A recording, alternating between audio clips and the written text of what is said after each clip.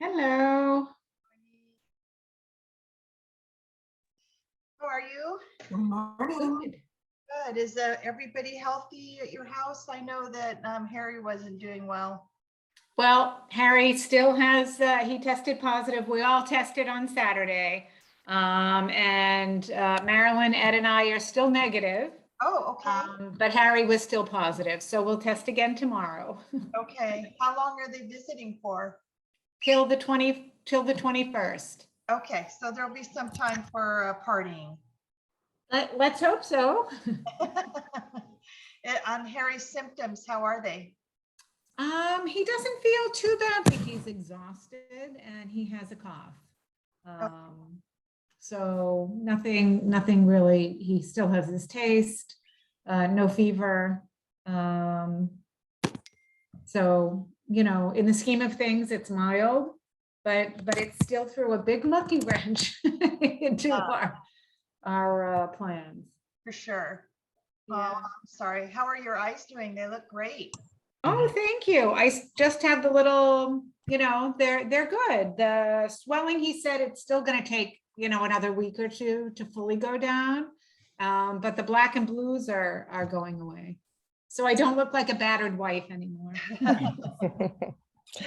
Can you catch us up? Is it just Harry that has the COVID? As of now. Wow. Fingers, toes, and everything else crossed. So we Excellent. will all test again tomorrow.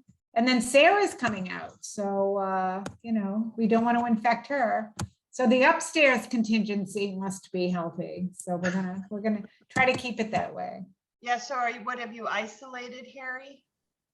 We sort of have, yes. So we have a full downstairs with a kitchen and stove and sink and everything. So Harry's in the bedroom. Marilyn could have been on a sleep sofa on the other side of the downstairs, but she chose to stay sort of in the kitchen area on a very comfortable couch. But then we've been able, the weather's been pretty nice.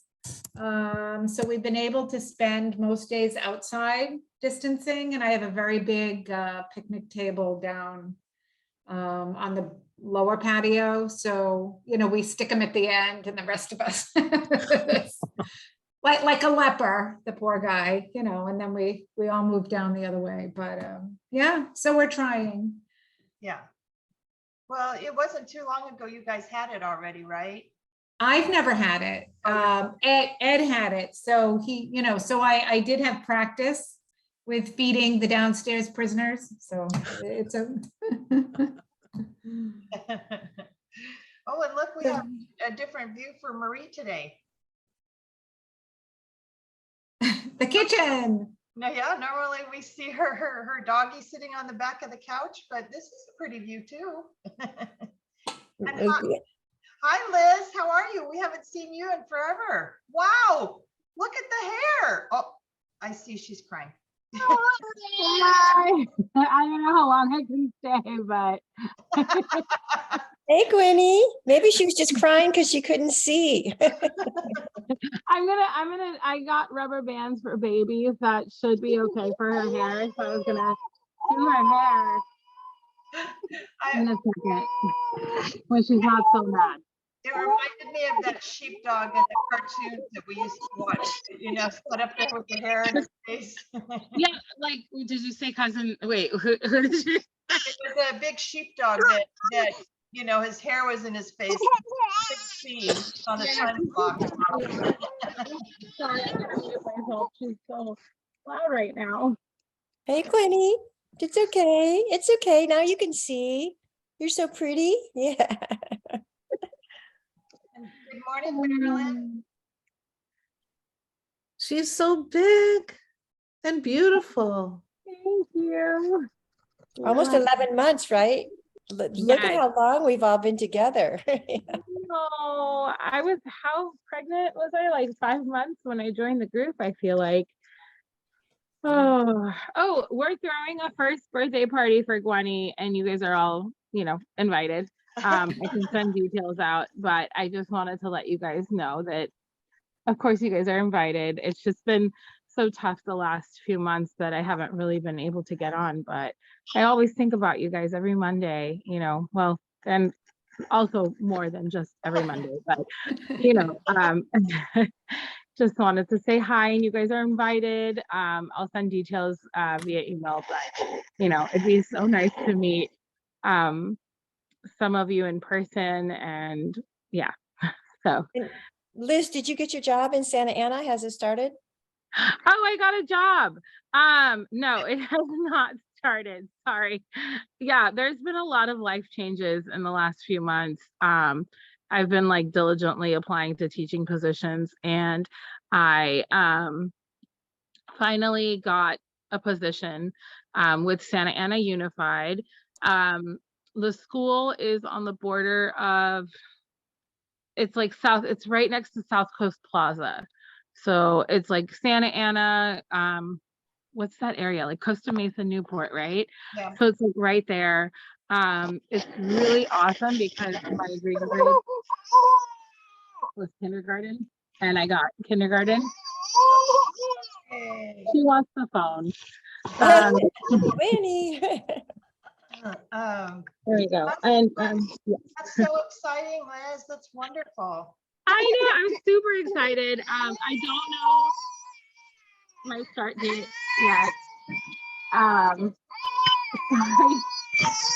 Here's money. Okay, I don't know my start date yet, but hopefully when like everything clears this week, I'll start probably next week. Sorry. Okay, I'll mute myself. Sorry. It reminded me, I know this is going to seem a little off topic, but it reminded me of a video I saw yesterday of a woman, this couple, and they had a toddler, I guess probably about 2, and the toddler was screaming. And so the one mom says, "What happened?" And the second mom said, "I was in the bathroom and I finished, and he's upset because I didn't let him watch me wipe." And the little boy's crying and saying, "Yeah, no mommy, wipe, no mommy," and screaming and wouldn't stop crying. So finally she looks at him and she goes, "You want to see me wipe?" And he's like, "Yeah." She's like, "All right, come on." And off he went. It was like, wow, the things we do for our kids. Marilyn, are you doing good? We were getting the lowdown from my Dell about Harry. Well, yeah, no, he's doing really well. He's just really tired and out of it, but with all the drugs he's on, it's kind of like normal. He's outside, I can talk. It's hard to tell but he's extra tired, but he's just kind of out of it. And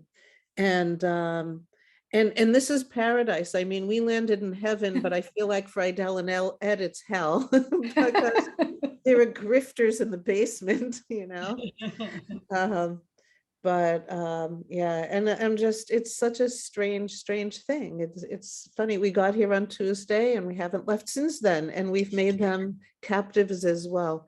And Idel, I just talked to my brother, he canceled everything, didn't do the concert yesterday. Good. He's still not doing okay, and Mike was in the hospital Saturday. They can't figure out what's going on, and my sister-in-law's having hip replacement tomorrow, and we're not there to help them, but I think they're aligning kids, and you know, we'll see. But it's just been a very strange time. Yeah. So that's my story. Oh, But they're well fed. Oh God, are we? We're gonna come back £1 million. No, Harry's not eating much. He doesn't have much appetite, but he still has taste, and he has a really mild case, thank God. I mean, really, he's just tired, and he had a mild sore throat for a few days, and that's it. So it's very mild, and the rest of us haven't caught it, thank goodness. yeah. So yeah. What medicine is he on? He's not because he's on a lot of stuff for other things, but he basically, we wouldn't have tested unless they called us that he was exposed. So we just thought we're both having our normal allergies when you go from place to place. So we've been watching him, and I just figured if anything changed, I'd call the cardiologist to call in something that would align with everything he's on, but thank God he's been fine. So he hasn't taken anything. Wow. Yeah. But he's on heart medication that's zapping him, right? Oh, he's on a lot of things that they're still trying to figure out the levels of. I mean, they lowered one thing, but he's on 2 heart things, the thyroid, I think it's the thyroid thing, that he's able to sleep now. He's really tired and sleeping, but that's throwing off all the other things, you know, so it's still just juggling back and forth. He's still his sweet, wonderful self, but it's, you know, yeah. And again, we're in paradise. We look outside, wait a minute. If you look outside, there's a lake and there's swans and you can sit outside. I mean, we are in the Catskills basically with as many meals a day as they serve, and we're in heaven. But Idel and Ed are like, it's a horror movie for them. These monsters in the basement, you know.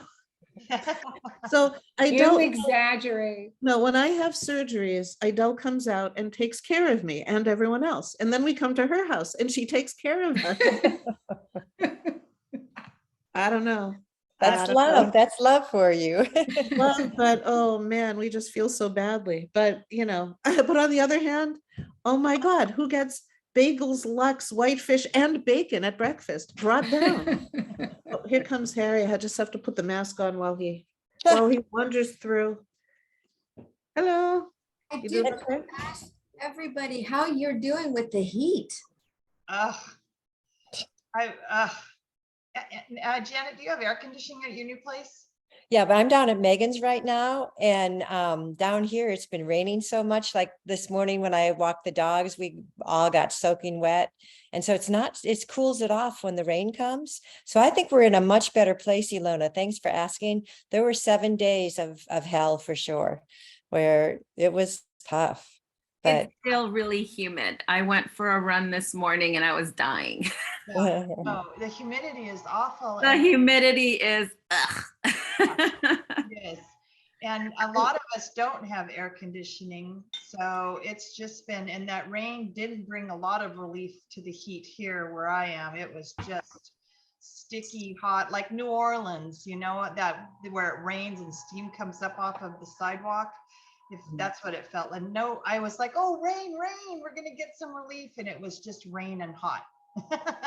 so Lisa, you don't have air conditioning? No. Ooh. No.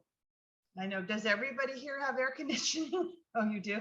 All right. Well, that's a good thing to know next time. I've been shopping, and which I hate to do. I've been hanging out in restaurants. I've been yeah. It's the sleeping, because Ilona, it doesn't even go down below 80 at night. I mean, it's crazy. And so it's hard to sleep, right? And yeah. Yeah. Well, I was, thinking, praying, wishing for all of you, knowing that you were in super intense. It was well over 100 for most of you, wasn't it? Yep. A lot of the time. Yeah. Yeah. And Ilona, we missed you. Are you doing okay? Yeah, I was at the beach. I let Lisa know I was at the beach on vacation. And then we had Labor Day when we didn't have a meeting. So yeah, no, I've been having a lot of fun. Oh, good. Mhm. And it's nice to see you, Mimi. We haven't seen you for a while either. How are you doing? You're on mute, by the way. Hi, good morning, everybody. I'm okay, hanging in there. It's been a journey. We missed you last time, I think. I was in, and you weren't here, so. It's longer She had the dragon for her animal spirit guide. Oh, was Lisa there? For the, yeah. No. I was there for this. Oh, yes. Yes, Hi, yes. it's nice to see you again. Yes, I remember now. I That's clouding my mind. know. Oh, My spirit animal was a hippopotamus. That helped for Janet to tell us what the spirit animal was, and then it brought me right back. Good to see you again, Mimi. hey. Janet, do we have a meditation today, or I have been, you know what, this is so funny being here with Megan, and she has contractions all the time. And so I've been trying to keep her calm down. It's still 2 weeks before the baby's due, but the baby's already over 7 pounds. So it's very interesting to see what we're going through over here. And then her father, who's my ex-husband, came yesterday looking for homes with his wife. And we all went looking for homes from Alpine to San Diego. And it's so weird to be the ex-wife ex-wife going into homes where the real estate people are going, well, so who are you? I'm his ex-wife. Oh, Is he moving to be closer to the baby or what's yes, yes, that's so sweet. Yeah. very sweet, very sweet. Yeah. Well, Wait, when is she due? She's due October 2nd, and so she's 2.5 weeks away, Wow. but this is still in the normal range, and knowing how big the baby is and it's dropped and everything. Yeah, it's exciting. very exciting. Well, which hospital, or is she at home? She'll go to Scripps. Yep. Yeah, good. You know, I had my kids at home, so I'm like saying, just do a home birth. You can do this so easily. Oh my God, Janet. I know. She wants a different mother, I'll tell you. For that very moment, yes. Marilyn, could you just go ahead and lead us then this morning in our protection prayer? Then we'll just kick it off. Absolutely. Okay, let's go. Yay. Take a deep breath. Feel the shoulders relax. Feel the spine straighten up and the head floating up. And the heart opening up and the energy in your hands. And that you're rooted here but open, allowing the energy to come through. We clothe ourselves in a robe of light, composed of the love, the power, and the wisdom of divine consciousness. We wear it not only for our own protection, but also so that those who see it or come in contact with it will be drawn to divine and heal. Let your light surround us, let it permeate us, let it fill us up and emanate from us, and reflect back to each other and to all. And let us always remember that we are the light and divine consciousness. Take a deep breath. And there it is. Thank you, Marilyn. Yay. Thank you. I need it today too. Good. Marie, before you get started on our chapter, did you want to talk a little bit about your transformational breathing that's coming up? Oh, yes, it's the last one for this year. So if you want to get it in before the craziness of the holidays kicks in, now is the time. There's some of you that have attended, and I don't think I have to. It's one of those things that you have to experience to understand it. But it definitely just, you walk out of there feeling like a marshmallow. You just kind of nice and mushy and bouncing out of there. I was going to say, I kind of feel like a marshmallow all the time, but okay. Marshmallow. Yeah, I just, my schedule is going to be pretty impacted the next few months. And I've had people asking. So I thought, okay, let me get, because I used to do it before the pandemic. I used to do it 4 times a year. I was reminded that I've only done it twice this year. And here we are at the end, and I'm like, okay, one more. So, and I'm looking forward to it. I think I've always looked forward to it because I get to witness and experience what people are going through and what their bodies is letting go of. And then I just see them transform in those moments. And for some, it lasts a long time. And for others, it just gets them through the weekend. And so it's interesting how the breath and the sound dislodges those emotions that sit in our body and make us ill at times. So, I don't know if anybody else, I've been to it. Have you, Lisa, have you? No. And I'm notorious for holding my shoulders up and, my neck's so tight. And then I walked out, I go, well, where'd it go? I just had, so I totally knew there was a physical release for me. So yeah, I highly recommend it. Yeah. In fact, I was visiting my cousin on Friday, and I see people just come that I normally don't know who they are. At times they just, whoever's meant to be there is there. And so this woman had come to it and she said, I sent her. And I said, I don't recall. I've had so many people come through all of these times that I've had it. And then she mentioned a little bit of her story. I said, oh, I recall her. I said, I don't recall her face, but I recall her story. And then she said, literally, she said that breath work was all she needed. She came to me, she said she was super happy. Life has never been better. And whatever it was that there was so much trauma that this woman apparently had experienced, she was able to let it go there. sometimes it's a one-time deal for some people. Who knows? But it's all I can say. It's one of those things that you have to experience to understand it. But I've never had anyone say that it didn't help them, that it wasn't transformative for them, because in some shape or form, it always is. In fact, I even had somebody that had tinnitus, and I was really worried because of the gongs and the singing bowls. He was a completely different person after that. And tinnitus, just, he lives with it, but he doesn't complain about it anymore. Just interesting. Yeah. Interesting. Right. So It the was power magical. of the breath. It was magical. I'm very glad I attended. I think, was it the last one? But Yeah. it was magical. Yeah. Yeah. It's amazing. That's all I can say. So. All right, so I'm going to need some help because I've read this and I've listened to this, and I don't remember everything because I've been in study mode. But I wanted to, the part that really stood out for me, and it was the part on the nostalgia. Did you guys read that? The nostalgia and rumination. I was surprised to learn that nostalgia, I don't know if you've read through it, but she was talking about nostalgia and how dangerous it can be.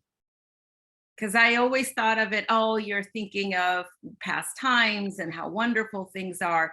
But she put it into perspective of what happens with nostalgia when somebody disrupts that dream or that illusion that you create. You know, so that's why it kind of stood out to me a little bit more. I don't know, there's a specific section that you guys would like to dive into. Like I said, the other piece for me was rumination, because people tend to kind of clump it together with worry, but it's not worry. It's something that leads to depression, as those of us that are clinicians know. But anyway, is there something specific that you guys wanted to touch upon in the book? Because I know there's bittersweet. Yeah. Well, Go ahead, Janet. okay, with nostalgia, and I don't have the book because I'm here in San Diego, but what I remembered was thinking of people who do live in that state of nostalgia so much that I can't relate to them. And then I look at myself. Oh, good. Sophia is saying yes too. Oh yeah. Liz, you have to go? Okay. Bye. She's just really cranky. I need to get her down for a nap. I don't know if it's gonna work any other way right now. Thank you for Sorry. trying. Okay. I tried. I Yeah. miss you guys so much, but I do need to get her down. All right. Come back if Yeah. she goes to sleep. I will. I will. Thank you. Bye-bye. Bye. Bye.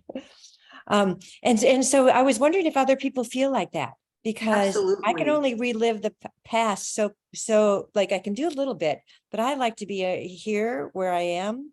And I wanted to get other people's feelings about that. Sophia had it, yeah.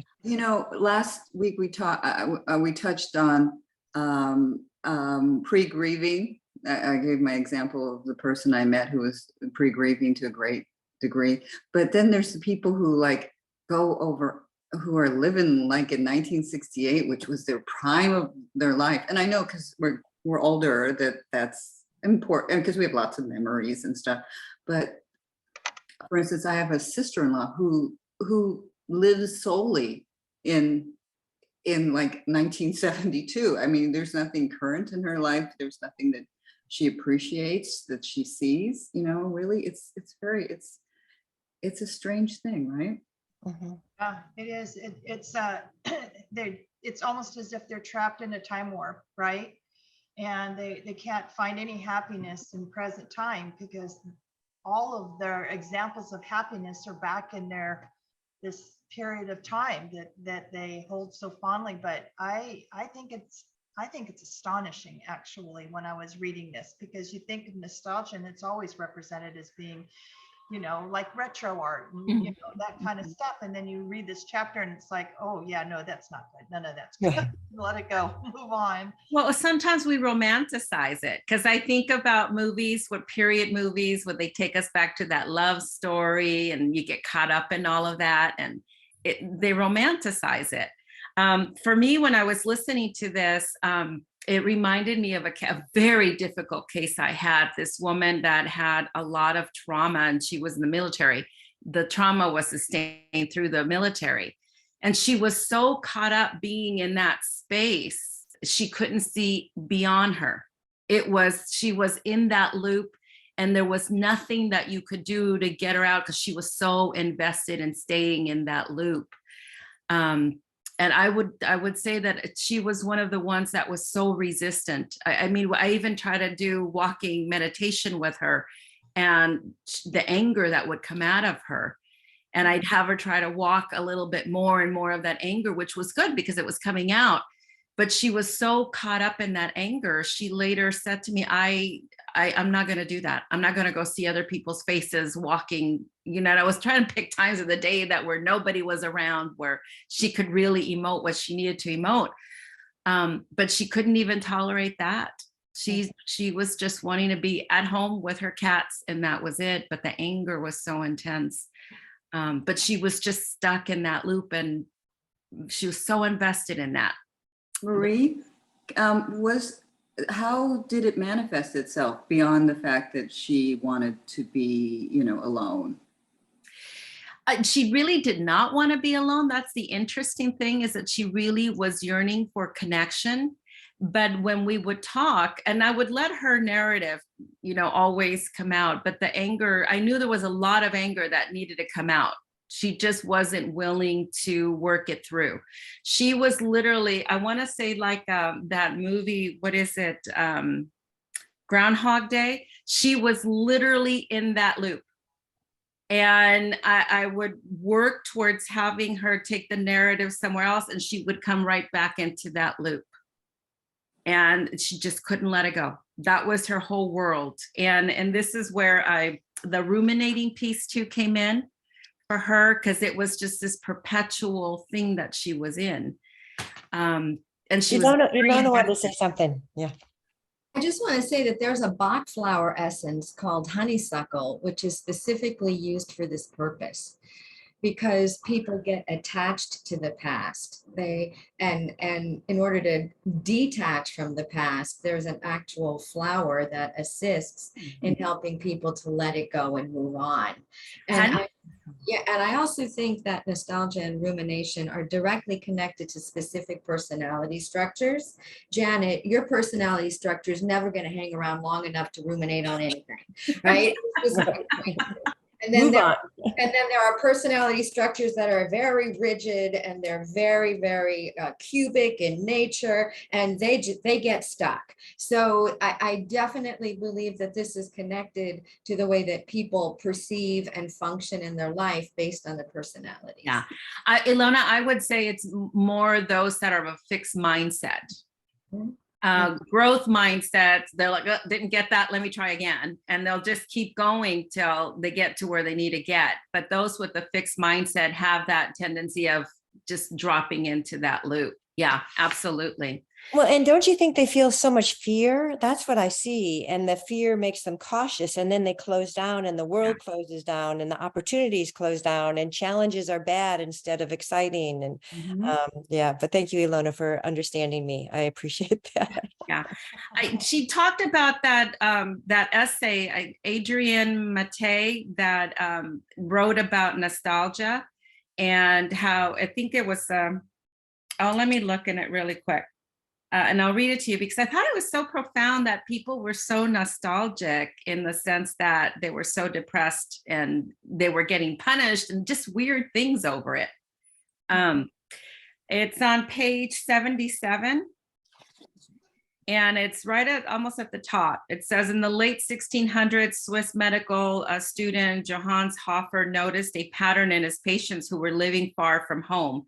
Those who were obsessed with returning to their estranged locations became physically, sometimes fatally sick.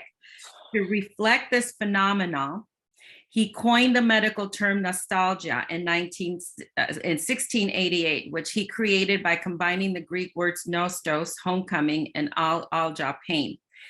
The disease's reported symptoms included loss of appetite, fainting, heightened suicide risk, and according to Swiss Dr. Albert van Haller, hallucinations of the people and places you miss. It ran so rampant among Swiss mercenaries fighting far-flung wars that playing Kurien, an old Swiss milking song that seemed to send soldiers into a contagiously nostalgic frenzy, which was punishable by death. Isn't that crazy? It is. It is. I mean, it's just such a different way to look at that word. I mean, you know, it has really been, I'm not going to say a positive word, but it certainly hasn't had the negative connotations that this book kind of. Yeah, but it was considered a medical condition. And I'm just like, what? Yeah, like hysteria. But yeah, you know, on the same lines, when you're talking about nostalgia and we're talking about bittersweet, you know, people are also, I see people all the time trapped in their bittersweet memory, right? And like her example in the book was about children, you know, the children watching children move forward and everything. And my thought was, yeah, I mean, I'm so wrapped up in that first moment that he walked, right? That now I'm not moving forward to enjoy the other moments as they happen. So bittersweet also took a negative connotation to me from this book. But I think with bittersweet, it's just one of those things that you have the positive and the negative all in one, kind of, which is what she kind of talked about in the beginning, is it's having two ways of feeling all in one kind of thing. And bittersweet just kind of really encapsulates that, is that you can feel the joy from that, but at the same time, the sadness of it. You know, I think with my daughter, I felt it the most because I knew she was my last one. So every stage she was at, I was making sure I enjoyed every stage of her development, even though I was also feeling that bittersweetness because it's like, she's growing, I'm never going to see this again. But then the joy of being present for it, kind of thing. So that's one of those interesting words, right? That it really encapsulates both states of mind. Ilona has something. Marie, I'd really like to explore. I mean, our world is in cognitive dissonance, and the United States is in massive cognitive dissonance. Yes.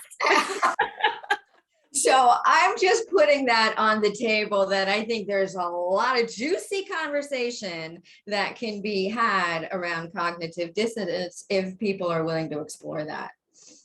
I think it's a good idea because I think we're finding that even within ourselves, and it's playing out in the world. And Ilona, if you have something to say about that, I'd love to go down that avenue. Well, I think it's interesting. I'm looking on page 81, that second paragraph of that little indented space. Dissonance is disquieting because to hold two ideas that contradict each other is to flirt with absurdity. So I mean that, you know, and we're creatures who spend our lives trying to convince ourselves that our existence is not observed. But those are, you know, for me, you're in cognitive dissonance when your ego is trying to make sense out of the world. When you're in your soul, there's no cognitive dissonance. It disappears because you're not trying to use your brain to make sense out of something that is really beyond the ego's understanding of the experience of existence on a planetary body. And I think there's such a huge, right now, in terms of the awakening for the species, there's such a big division between those who choose to live beyond cognitive dissonance and those who are hanging on to it for dear life. And all of us are suffering in the process, including our animals and our food and our land itself. So, you know, to me, one of the greatest gifts we can offer ourselves and anyone else willing to participate in that is to really move into cohesion and harmony and understand what that means beyond the dissonance of the ego, to really embrace things we can't know because we can't know them, but we can experience them, we can embrace them, we can learn about them, and we can listen to what they have to offer us. And so anyway, that was my statement. I'm going to hand it over to Marie. So we No, this is really good. Cognitive dissonance is something, and at least in the clinical field, is that we're always looking at. I feel like in the last year, I've been in this cloud of cognitive dissonance with all the changes and trying to make sense of it. But honestly, I think since the beginning of the pandemic, I mean, that was all I was dealing with, was all that cognitive dissonance, because people were like, they just couldn't believe what was happening. That one moment, they had their regular life routine, and I'm going out and doing these things. And then the next day, what? I can't go into work. I mean, I remember one of the gals when I was in corporate America, she was truly struggling because she said, I know some people think it's great that you're staying home, but they don't understand that some of us need to be in a work environment. And I worked at exploring that with her, because I'm like, well, is there something going on at home? She was a single parent with children. And she was like, no, I think she had created this division between her personal life and work. And she thrived at work because she was connecting and she was leaving behind her personal issues. So that was that cognitive dissonance where all of a sudden these two were at home. Those two worlds were clashing. And how many people at that time felt like the worlds were clashing in that moment? I mean, I felt like that whole summer was nothing but a cognitive dissonance, because I remember doing all kinds of webinars to tell people how to work from home, how to create a space where it's just for work and a space away from your workspace. I mean, all of these things. I think at one point, some of them needed more structure. So I remember talking to them, get up in the morning like you would as if you're going to work. Good to get yourself into your work clothes, even though you have a small space in your home, still dress the part, because they needed that to help them differentiate between their life at home and then having to be in this work mindset kind of thing. To me, it was such an interesting time, because I really had to break things down into little steps, Yeah, but Ilona, to go into coherence means to listen to your heart, right? everything, to listen to your beliefs, your thoughts, your feelings, your memories, and your physical body, to listen to all 5 of them as simultaneously as you possibly can, because that's when the cohesion really happens. Because your spirit will tell you one thing and your body might say another. Your mental body might go, but your memories trigger something else. So when they're all on the same page, that makes it important. But I think, Marie, to add to that, that physical life changed, that was still happening when President Trump at that time was just making life so destabilized on every level. And so many others are trying to figure out what happened to the country we lived in, like where did it go? And all of that happened at the same time as the pandemic forced us to really look at, okay, so here you are, what are you going to do now? And how do you want to make your life work? Yeah. Do you think that if he hadn't been the leader at the time and we had in place better leadership, do you think that, and what keeps sticking in my mind is old dog, new tricks? This is when I look at this, I think of, my stepdad, for example. I really can't, he just doesn't understand the importance or impact of social media, that kind of stuff. This is very cerebral, brainy level than, less spiritual. But do you think that a lot of these people would have handled that better had the leadership been more solid and more comforting? Yeah, no doubt. I mean, when anybody's freaking out because life is falling apart, you want good parents to calm you down, to give you guidance, to give you a direction, to allow you to have some sense of purpose and hope. And none of that existed at that time. None of it. it just threw everything. Yeah, you know, early on in this chapter, she actually talked about how people respond if you're an expert and if you're kind of not sure and you're questioning, that people have a more propensity to pay attention to what you're saying because you're an expert, and all of a sudden you're saying, well, I've got doubt with this. That actually makes people kind of listen and be more attentive into what's going on versus not. You know, to me, it's refreshing anytime you see someone that is meant to be an expert in something that go, oh, I don't know. I don't know, because that makes them human, right? I mean, each one of us has a profession, and we have a very fine niche in the areas that we have that expertise. And even in that expertise, we don't know everything. Yep. You know, for example, just yesterday, I was talking to somebody about addiction. We've all been trained on addiction. I am not an expert. And if somebody comes to me with addiction, I will let them know I'm not an expert. You need to work with somebody that can work with you on this piece. And then when you're ready, you can come back and work with me, because I am not an expert in that area. And I wouldn't be comfortable enough to walk them through that process. However, there's a difference between expert and leadership. Yes, yes, absolutely. People can live without experts. In general, the population doesn't do well without leadership. They will Absolutely. They will seek out a leader, whether it's positive or negative, but they will seek one out, because most of the world are followers. There aren't that many leaders. True. You know, and the other thing that I would say about that, because I was actually talking to my cousin's husband on that, because he's like, you're a psychologist. I go, oh, here we go. And he was trying to, he's a military man, so he's very like fixed in some of his ideas, and very Republican. And I said, well, I said, I think that these last few years more so has been very stressful and difficult for all of us. I said, because in that leadership role, we need somebody that is truly, if it's a man in that role, that really encompasses a healthy, strong masculine energy. Because when you have a healthy, strong masculine energy, it enables all of us to go out and explore, to feel safe that we've been got.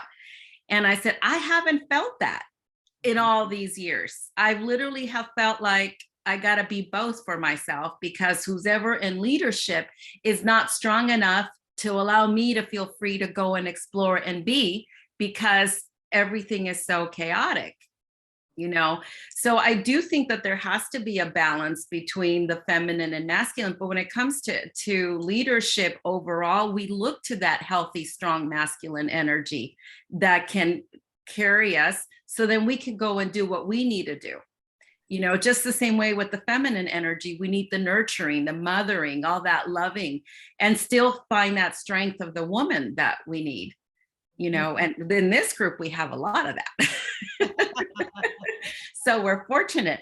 But yes, you're absolutely right in terms of the leadership. I think that, yes, you nailed it. But leadership, I think you also have to have a nice, solid quality in terms of you're a masculine being, that you're solid in that masculinity, because other men need it. And I think that's the other part that we see with a lot of men today, is that they don't have that model to them anymore. Well, and I'm looking for a leader who's balanced in masculine and feminine. I would like people to come forward with both of those intact and really present that coherent, harmonic experience that says you can use every aspect of yourself and really contribute to your own life and the lives of others. And thank goodness there's more women, you know, showing up now more than ever. But I don't want a woman who's just totally masculine either. Yeah. By the way, did you hear that Hillary and Chelsea Clinton have an Apple TV series called Gutsy? And it's all about, have you watched any of it? It's about, they go and visit gutsy women all over the country. How cool is that? Lisa, did you see any episodes? I didn't see it yet. No, I haven't watched it yet, but you know, it's displayed prominently when you log into Apple. So, and she's actually been Hillary Clinton has actually been talking about it on her social media. So I just need to be in that frame of mind where everything around me is, so I can be receptive instead of distracted. So definitely was not this weekend. But yeah, I mean, you know, there's so much, I want to just, I want to watch it because I admire her. So, you know, whether or not you love her or hate her, she really has, what's the best way to put it? After she lost the election and somebody found her in the forest, not found her in the forest, you know, she was walking with her husband. I She see. wasn't, but she was so real. You know, she showed her emotion and disappointment, but at the same time, she was strong. And so I want to absorb everything I can from this Apple special coming up. So no, I haven't watched it yet, but maybe we can make that an assignment. And I don't know that if everybody has Apple, but I don't have air conditioning, but I do have Apple. So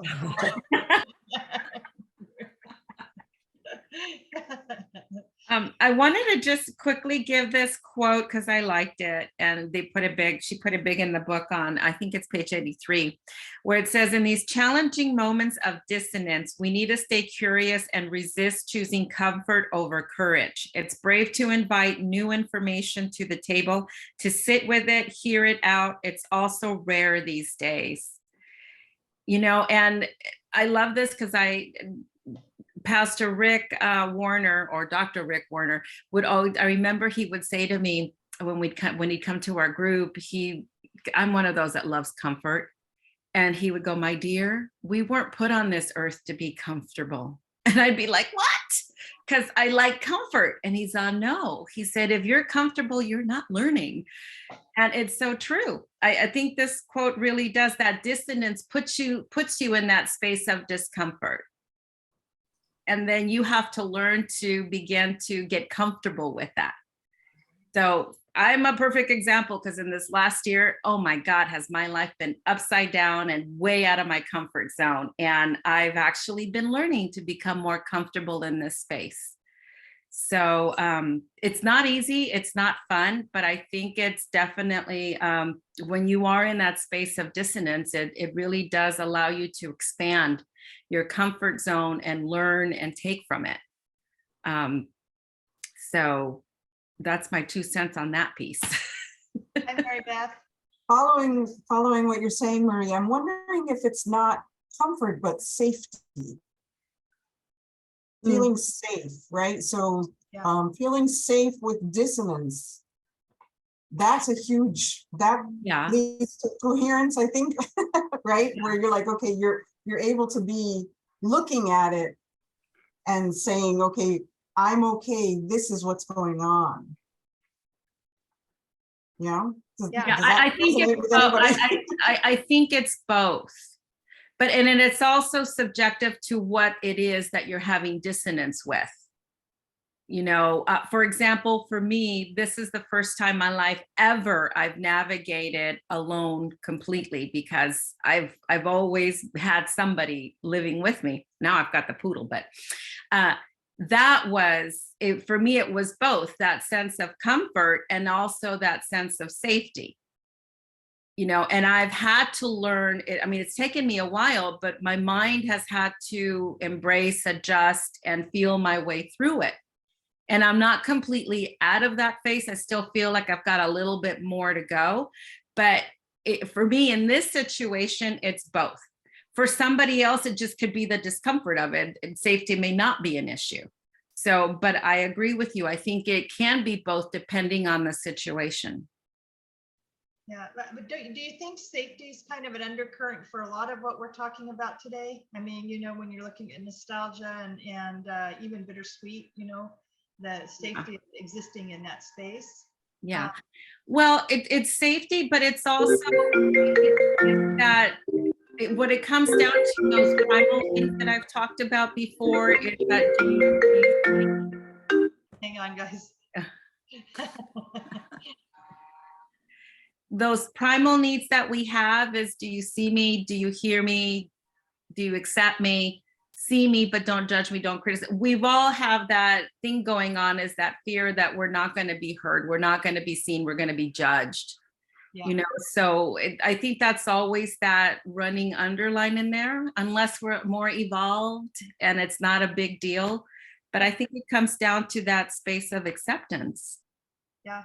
which is Just in a very odd way that happened today for me, and this is very simple, super simple.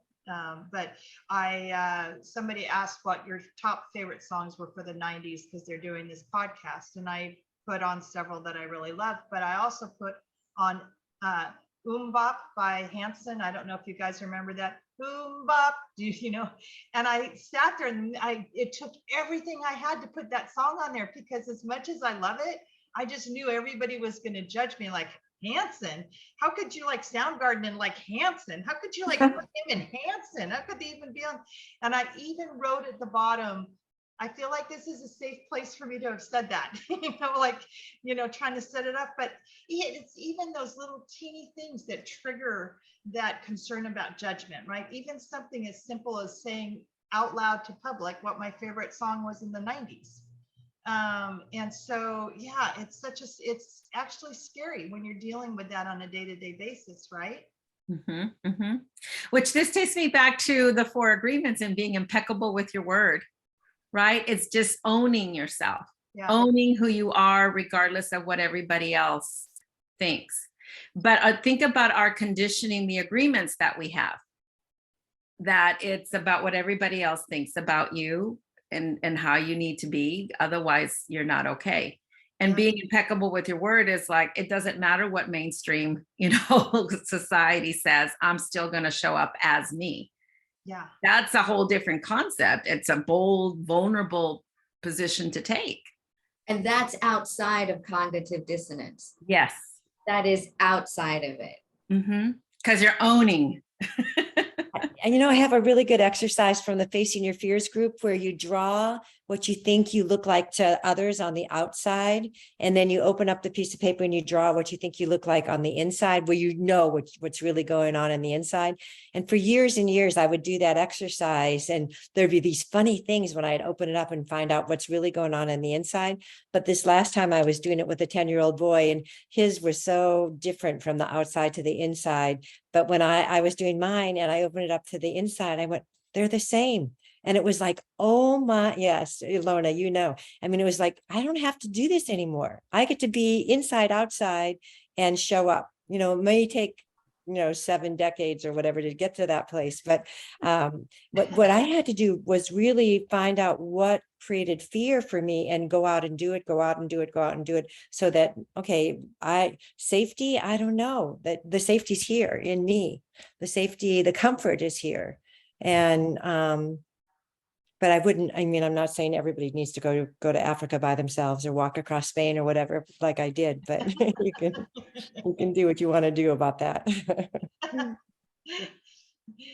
No, there's a lesson in that, Janet, right? I mean, it's the progression, it's an evolution, and I just think that's amazing. And I catch myself personally, when I'm judging myself by what I think other people see me as. You just have to kind of fight through it, I guess, right? Claw your way through it. Yeah. Yes, but the other part, and I know it's really important, this challenge part, like you did when you told the truth about the song you loved, like when I didn't have to hide how, tough my mom was on me. But then also see the benefit of what happened from that. It was like, there's both to everything. And, I love Elvis. I don't care if anybody knows that. I wanted to marry the guy. And so I guess that's nostalgia, but he's right there in front of everybody these days anyway. But, it's fun to find out who you really are and celebrate it. Yeah. But see, right, what you're just talking about, Janet, is not mainstream, right? We're starting to see that in younger populations, generations where like, all of these categories, doesn't matter, I am who I am and I love whoever you are kind of thing, which is just starting just a little bit, and just myself revisiting to when I was young and all the different things that we were taught and the different fears, right? I've been teaching a lot on, love and fear, meaning that they're both on a continuum.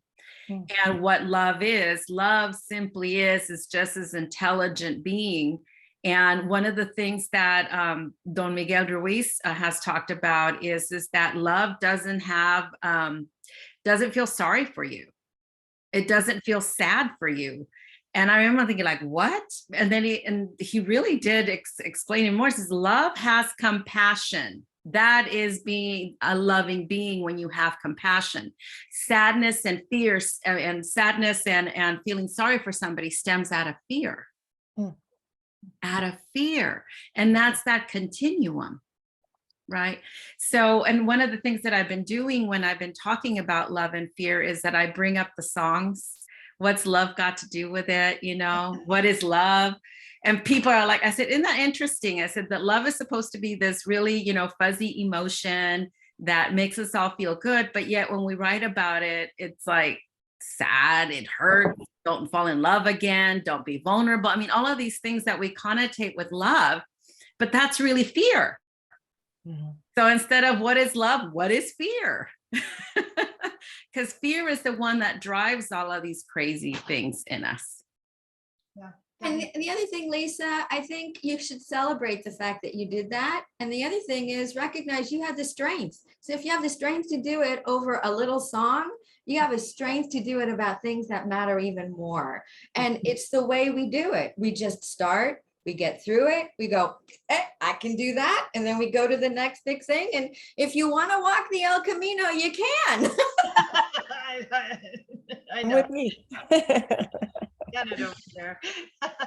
One of the things that struck me was the piece on vulnerability and how we all want to see vulnerability in someone else, but we don't want to show it in ourselves. And how liberating it has become. I won't say I'm there altogether, but I care less and less about what other people think. It really, one of the benefits, I guess, of just getting older. And yes, I do look for other people's vulnerability. I want to be able to relate and connect with them on a human level, not on a mechanical machine level. You know, so the vulnerability aspect, I think, is at the core of so many pieces where everyone wants to hide that vulnerability, but yet we're all touched when we see it in someone else who's able to do it. But somebody who is truly loving will always remain vulnerable. That's okay. Yeah, there's no way That's to be a truly loving, authentic person and not right. have vulnerability intact. Right. Yeah. I think of, last week when Sophia was sharing and Mary Beth got tearful, it touched my heart for the rest of, I guess it was 2 weeks ago, but it was like, that was so beautiful to witness it. I feel honored to have watched that and to witness that. And Mary Beth, that was so genuine. It was just something sad that Sophia was talking about and Mary Beth knew about it. And you look over and the tears are going down. And that's how No, much it was the Phoenix Rising. It was joy. Yeah. It was was a joy. joy that she's coming through that difficult period. Yeah. Yeah, that was pretty special. Yeah. How are you doing, Mimi? I'm good. I'm listening. Okay. And I'm wondering, because I see my aging parents, and both of them have such different personalities. And through all the clients that I have, different age groups, isn't that age-related subject? Because as we age, as we get older, that filter kind of wears off. You don't care anymore. It doesn't matter who judges you, or, I mean, I see it constantly as we get older. There that feeling of who thinks about you, or whatever comes out of your mouth, whether people like it or not, you just say it. And I see it constantly. I don't know. Is that? I think it gets easier with age, Mimi, like you're saying, but honestly, when I work with the rebels of the world, I'm honored that they, at a young age, said something about this isn't right. And if they were fighting the establishment or the authoritarian parents or whatever, and saying from a very young age, something's wrong in the world here, something's wrong in the house here, and they stood up for themselves, I go, oh my gosh, do you know who you are? And you started out that way and you kept it going. So that's Also, I don't know. Some people have it at a younger age, but most of us experience it at an older age. Yeah. I'm nothing like what I was a year ago or 10 years ago. I keep on improving, and I guess my filter is wearing off too. Good, good. But I agree with you, Mimi. Well, I'm looking at my stepdad who's 84, and I've got some other friends that are in their 80s. And yeah, they're very carefree with their feelings, and they're very okay sharing all of it. Sometimes I'm like, oh my God, did you just say that with other people in the room? And I'm just like cringing. Did anybody hear? But yeah, I agree with you entirely. I'm witnessing that with the older influences in my life right now, that they are way more comfortable in their skin, way more happy to speak their mind, and tip really poorly. That's my big. Tip really poorly. Lisa, I wanted to, and Mimi, I don't know if it just sort of it sort of follows from what you're saying, because it's certainly true. And oh my goodness, isn't it liberating, as Janet said, to be older? There's some really great things. I think we're all saying the same thing, like to stop caring about what other people think to such a degree. The other thing that happens when you're older, having taken care of both my parents in their 80s, and is that no matter what your social strata that you come from, it's age is the great leveler. Nobody cares. I mean, you could have been, except for the purpose of telling these very lengthy stories over coffee with your buddies, nobody cares really. No one cares whether you were the Queen of England or you were the charwoman, because at that point, you both have rheumatoid, you both have arthritis of some sort, or you're going to talk more about how you feel and how you feel about people than what you did on the job, or what people said about you. Who cares now? Yeah, you're all in the same boat. I used to think that why is my dad being so selfish? He's 90, and I wonder, I worry about myself. Am I going to be selfish when I grow older? But I see my mom, who's 83, completely mellow, loving. I wish I could be like my mom. But I see it how as we get older, we get more, it's all about me. I want to be where I want to be, which is, maybe it's a good thing. I don't know. My dad used to meet with his buddies at McDonald's for 10 years. Even when he was in his 80s, he walked. And he'd go to McDonald's every morning. They'd each get one cup of coffee, and there'd be like 6 or 8 of them. And they had a timer they put on the table. And then each person would tell a story. And then when the timer went off, that was it. Because they'd already heard them, but and they'd gone on forever. And I thought, wow, that's actually something useful to consider in other circumstances. But yeah, because they wanted to talk about me, to your point. It was kind of like who I am. But they also wanted to tell people, this is who I was. It's a fascinating process, right? Yeah, it is. But that kind of bundles everything together, Sophia. It bundles the nostalgia together, the whole thing. That's kind of, I love that. The coffee clutch. I love that. When Marilyn and I were in their group with Janet, I don't know how it happened, but everybody took 20 minutes at the beginning of there was 4 of us, and everybody took 20 minutes and talked about what their week was like. And Janet went out of town and left us to our own devices. And we went, of course, to a bar. But while there, we each took our 20 minutes to share what had happened that week, even though Janet wasn't there to guide us. We all knew that's the rules. Everybody gets to share their 20 minutes. And that was fascinating to me that we all kind of just did that. I love that. Thanks, Janet. You're welcome. You're welcome. I'm thinking about this running group that I've been in for 46 years or something. It's crazy. I don't know, 40, maybe 45, but there's an 86-year-old and an 85-year-old. And I was listening to what Mimi said and what Sophia said. And the 86-year-old has always been he's German and self-absorbed and determined and unbelievable. But the 85-year-old has always been caring and compassionate, and they've stayed the same way that they started out.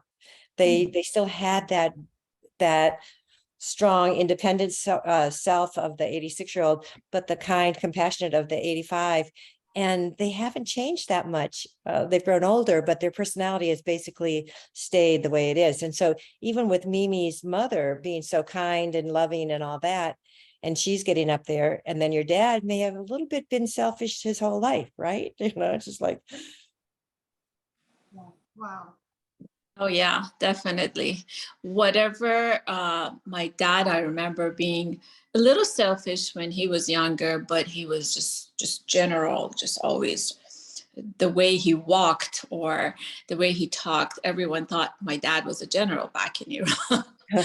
But yeah, he's definitely had more self-caring all about him, and which in his older age that just manifested.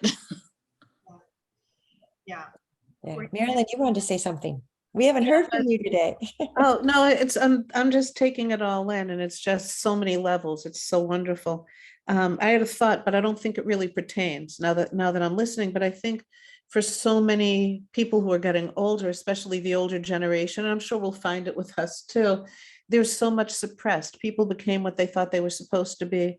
People became successful to please whatever, and there's so much suppressed. And I think that just getting older, and especially dementia and Alzheimer's, is allowing the brain to get out of the way so that the soul can at least have some semblance of what the autonomy is that somebody came in with.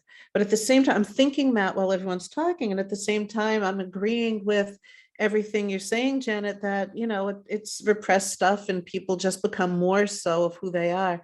Because I've witnessed so many people who, you know, it's interesting. I always think people who are good people are always worried about if they're good enough. And the people who should be thinking this way, or at least in my judgmental opinion, but I think that sometimes there's enough soul memory to maintain who you are, like Mimi, your mom, that comes through. But I think for so many, I think it's both going on at the same time. It's just pretty complicated.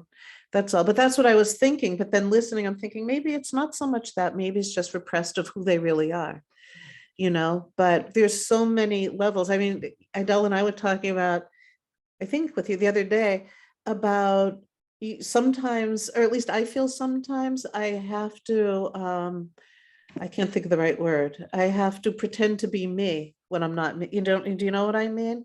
And I wonder if other people do that, I'm impersonating myself with the self that everyone knows and expects and likes, you know? And I wonder if that's something that we all get to sometimes, whether we're taking care of older people, younger people, or ourselves.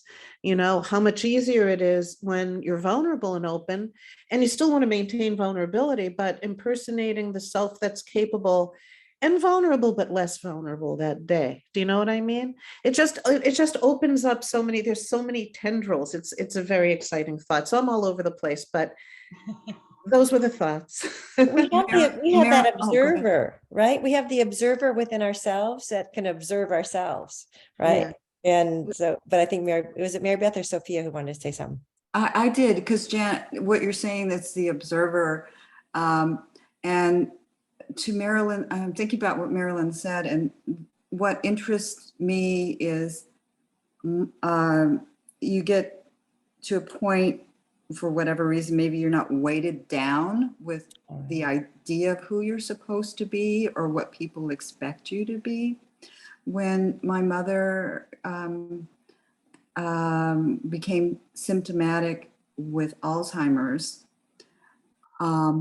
you know, many people have, you know, personality changes and such, but hers was very different in that my mom had been weighted down all her life, and she was impersonating herself, to use your term, Marilyn. You know, she was being somebody who she really wasn't. When she got the Alzheimer's, she was the happiest I'd ever seen her. because she did not need to worry about other people. She did not need to be weighted down by her past, which, you know, had a lot of trauma.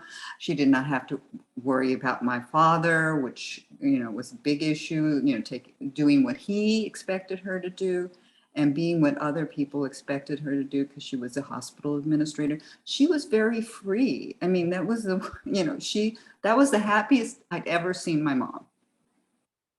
So it's interesting. To me, and it's like, it's just one aspect of it, and I'm sure there's much more. To me, that's a soul agreement to go to authenticity before going to the life review.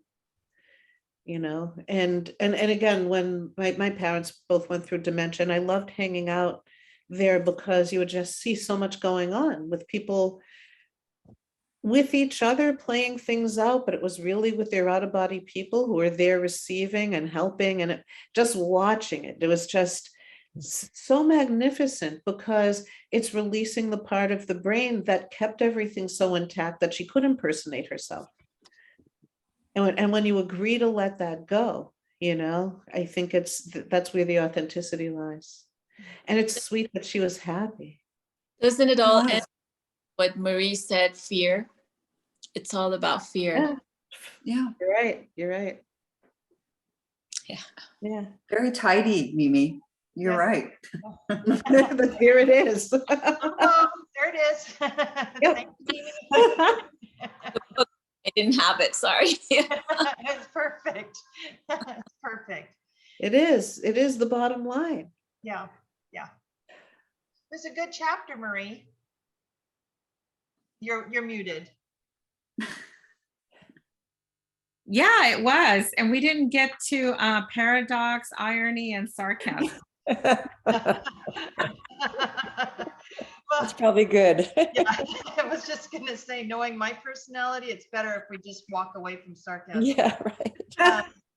So, just out of curiosity, how many more chapters are there? Good question. Let me look. I mean, it's like a textbook. Yeah, it is. 13. Okay, so with that in mind, could I recommend that we move forward to our next chapter instead of hanging out with sarcasm? Yeah. You- Well, the next chapter is places we go when we're hurting, which is anguish, hopelessness, despair, sadness, grief. Yeah. And sarcasm. Oh, joy. Oh, joy. This one might require us all to have a glass of wine while we start this one, or an edible, whatever. So. Well, but you know, the underlying theme of this chapter 5 is places we go when things aren't what they seem, right? It's about the illusion we create, the story. How does that story play out? Right. So. Yeah. I mean, it's all starting to come together for me, just so you know. I'm like starting to look and I see there's a pattern here. In all honesty, I mean, when you think about nostalgia, bittersweet, what it really comes down to is those attachments that we create, which are ego-based. Sure. That's what Alona said at the beginning. So. Yeah. That's what it is. We are so like entrenched in those narratives, those attachments that we create, that in our mind, it seems so hard to just let it go. Sure. And sometimes it really is that simple, let it go. But it's hard when the mind's involved. Yeah. Wow. Wow. Yay. We did it. Alona, I just want to let you know, I did send your friend Penny an invite. So she is on the email list. So For next week, right? For next week. I included her in this one, but I thought it was for next week, so I'm so sorry. I did invite a friend who's in the LA area to join, so I will let her know definitely for next week. yeah, absolutely. Well, whenever she wants to, as we know, we come and go. But yeah, so she's on the list. She went out in this week's email. So if you need to explain anything to her. Okay. Thank you. You know what I was thinking too, when, you know, because I'm hitting some spots where I can't come up with meditation. Ilona's always so good at that too. Yes, You know, yes, you can. we can ask you to do one, right? Yes, you can. You can always ask me to do something. Yes. That would be great. Thanks, Alona. I appreciate that. And Mhm. Janet too. Thank you. I do too. Thanks, Marie, for guiding us through the book. No worries. Considering I read that section a while back and I listened to it a while back. So it's like, oh my God, I hope I remember. If You've got not, a great give us- brain. You do so well, Marie. You do so well. The nerd in me kicks in sometimes. It's the brightness. And, Okay. and Mary Beth, I just wanted to tell you, I've been watching Magical Andes in preparation for Machu Picchu. So anybody who wants to see the majesty of the Andean mountain range through the entirety of South America, it's beautiful. Wow. We'll have to do that. Yeah, I- that's Mary Beth's trip, is planning that trip. You're supposed to be in charge of the El Camino. Yeah, yeah. Mary Beth, are we doing that next April? Like in 5 months or 8 months? 6 Mary- No, we can't hear you. Yeah, I'm not sure why, but We can't hear you. Okay, sorry.